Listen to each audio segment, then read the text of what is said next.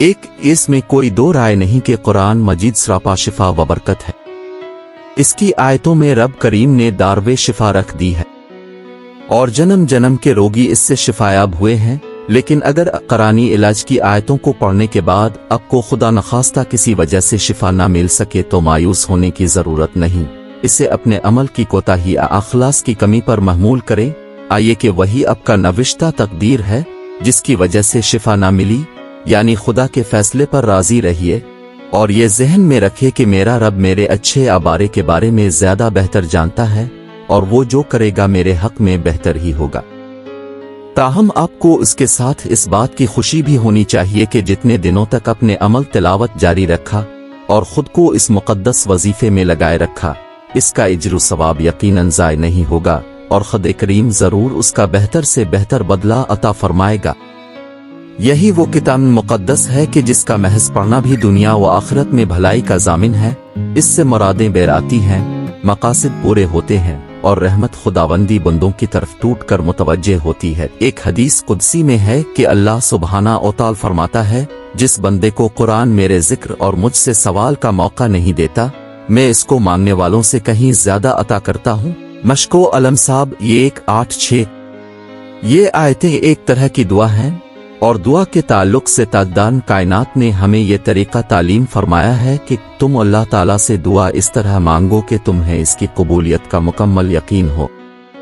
سنن ترمذی حدیث 3:8-1-6 کہ یعنی میرے اور بجھے ہوئے دل کے ساتھ دعا نہ کرو کہ نامعلوم قبول ہوگی یا نہ ہوگی، بلکہ بندہ اس کا یقین کامل رکھے کہ میری دعا ضرور قبولیت کے دروازے کو کھٹکھٹائے گی اور میری مراد مجھے مل کے رہے گی، کیونکہ اللہ کی یہ شان نہیں کہ وہ الفاٹھے ہوئے ہاتھ کو خالی پھیر دے، بلکہ وہ فرماتا ہے کہ جب کوئی دعا کے لیے ہاتھ الفاٹتا ہے تو مجھے حیا آتی ہے کہ میں اسے یوں ہی خالی لوٹا دوں، یعنی اس کی دعا قبول ہو جاتی ہے۔ سنن ابن ماجہ حدیث 3865۔ ان آیتوں کی تلاوت کے دنوں میں اب زیادہ سے زیادہ غربا و مساکین کا خیال رکھے، انہیں صدقہ و خیرات دیتے رہیے، کیونکہ حدیث میں آیا کہ صدقہ بلا دور کرتا ہے اور بری موت سے نجات دلاتا ہے۔ اب ذرا سوچیں کہ اگر آپ کسی ڈاکٹر یا بڑے ہاسپٹل میں جاتے تو کتنا خرچ ہوتا، اور یہاں تو آپ گھر بیٹھے بیٹھے مفت علاج کر رہے ہیں۔ لہٰذا صدقات کی کثرت کریں اور جی کھول کر اللہ سبحانہ و تعالی کی راہ میں لٹائیں، اس کی برکت سے انشاءاللہ آپ کی مشکلات کے بادل جلدی چھٹ جائیں گے۔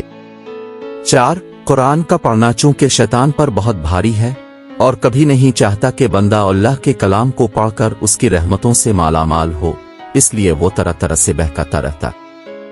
تلاوت سے قبل اعوذ باللہ من الشیطان الرجیم پڑھنے کی ایک حکمت یہ بھی ہے کہ شیطان کے وسوسوں اور اس کے خطرات سے محفوظ ہو جایا جائے۔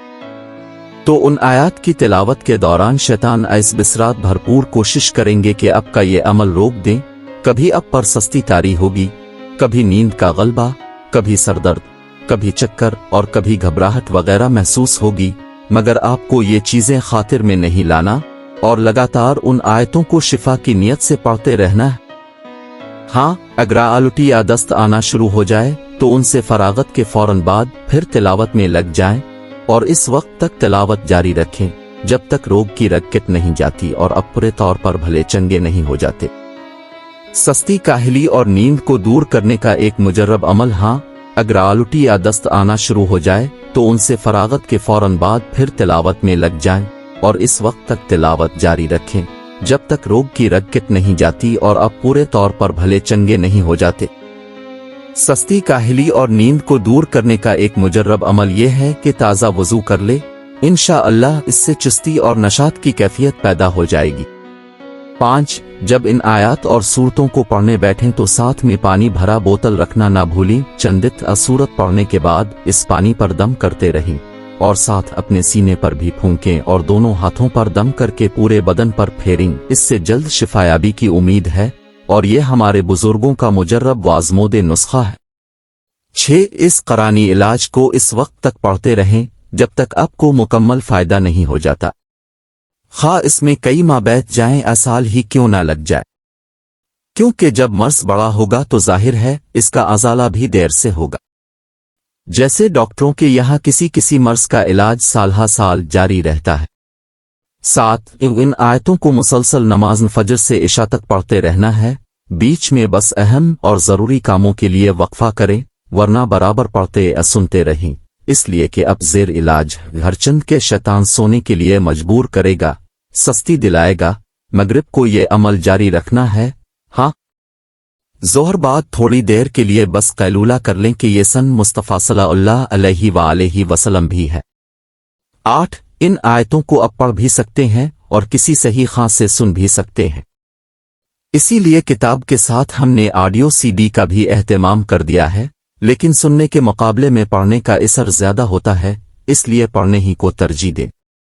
CD दरअसल उन लोगों के लिए है जो बिल्कुल नहीं पढ़ पाते या मसरूफियत की वजह से वक्त नहीं मिल पाता तो चलते फिरते काम करते हुए बराह रास्त एयरफोन के जरिए सुनते रहते। ताहम पढ़ने वालों को भी चाहिए कि हुरूफ के सही तलफ़्फ़ुज़ का मुकम्मल तमाम करें और इदम तिलावत का भरपूर ख्याल रखें ताकि उसकी बरकतें बुतमाम विकमाल जल्द इस जल्द हासिल हो।